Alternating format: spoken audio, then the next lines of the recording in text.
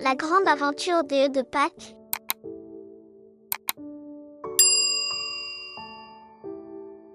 Il était une fois, dans un petit village paisible, la veille de Pâques. Les enfants étaient excités, car ils savaient que le lapin de Pâques allait bientôt cacher des œufs en chocolat dans le jardin. Mais cette année, quelque chose d'inhabituel se préparait. Léa, une fillette curieuse aux yeux pétillants, avait entendu dire que le lapin de Pâques avait besoin d'aide. Elle décida de mener l'enquête. Armée de son panier en osier et de son courage, elle partit à la recherche du mystérieux lapin.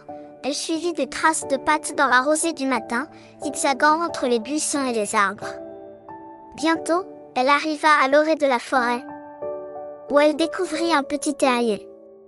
C'était là que vivait le légendaire lapin de Pâques. Le lapin, nommé Câlin, était en train de peindre des œufs en bleu, rose et jaune. Il avait une petite échelle pour atteindre les branches basses des arbres et cachait les œufs dans les nids d'oiseaux. Mais cette année, il y avait trop d'œufs à cacher et avait besoin d'aide. Léa s'approcha timidement. « Bonjour, Câlin. Je suis Léa. J'ai entendu dire que tu avais besoin d'aide pour la chasse aux œufs de Pâques. » Câlin leva les yeux de sa palette de couleurs et sourit. « Ah, Léa. Je suis ravie que tu sois venue. Les enfants du village attendent avec impatience la chasse aux œufs. Mais je suis un peu débordée. Veux-tu m'aider à cacher les œufs ?»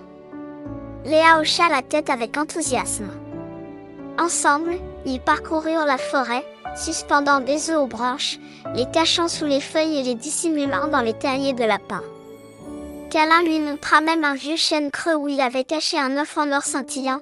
Au fur et à mesure que le soleil montait dans le ciel, les enfants du village commencèrent à arriver. Ils avaient tous des paniers colorés et des sourires radieux.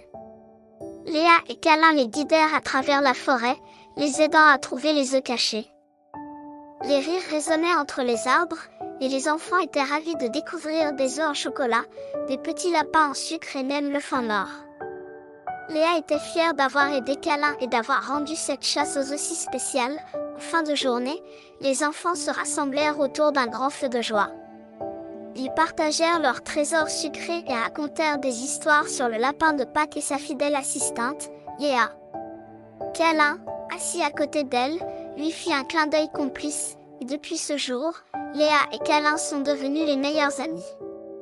Chaque année, ils préparent ensemble la chasse aux œufs de Pâques, apportant joie et magie aux enfants du village.